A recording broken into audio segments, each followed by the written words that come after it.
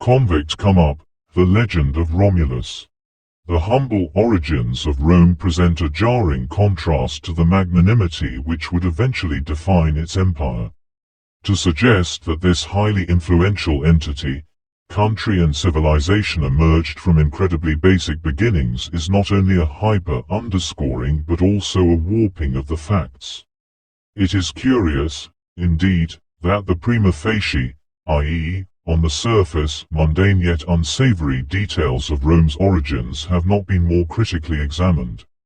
Founded by Romulus, who, legend has it, was raised by a local prostitute nicknamed Wolf and intentionally killed his own brother, i.e., cannot call this murder because murder is strictly a legal term and Romulus and his weren't living under any rule of law.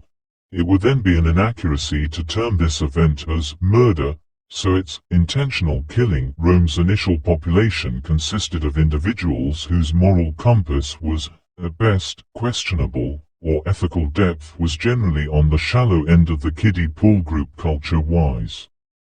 Romulus' original Romans were not any paragons of virtue and they never needed to be.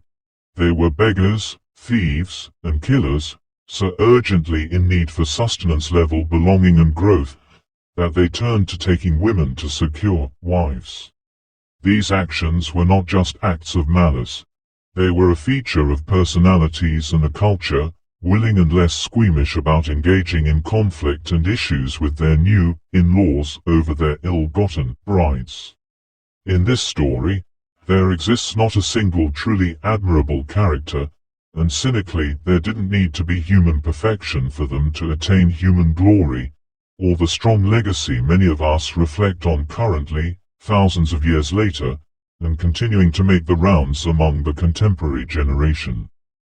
Some might find themselves rooting more with their neighbors, the Etruscans, who sought to restore some higher semblance of cooperation and even goodness, or even empathy. However, history warns us that the Romulus-era Romans prevailed near definitively. They were not in any capacity ever a liberating force in the heroic narrative sense, and it was quite out there that they didn't have to take on this obligation, or inefficiency to fulfill their overlapping destinies as the community called Romans. Rather, they were a people who recognized evidenced competence and evidenced consideration in issue resolution, life-building, generally collectively, and management. This key reality path breaking Rome's rise from the collective mind of Romulus faction planning and task completing, in productive unison to the collective environment Romulus Romans completed aimed tasks in, cannot be earnestly neglected if we zoom out objectively. Their breakthroughs with their personal and political lives as the original batch of Romans was not tied to any moral credibility, justifications, or divine favor.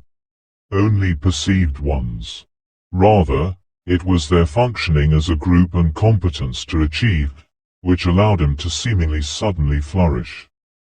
The past reminds us that force may not be synonymous with justification, yet this only exists in the realm of the imagining oceanic mind not anchored to much, for the reason that outside of the mind and into the wider more nightmarishly brilliant existence, force provenly leads to the formation of communities which lasts for a millennium.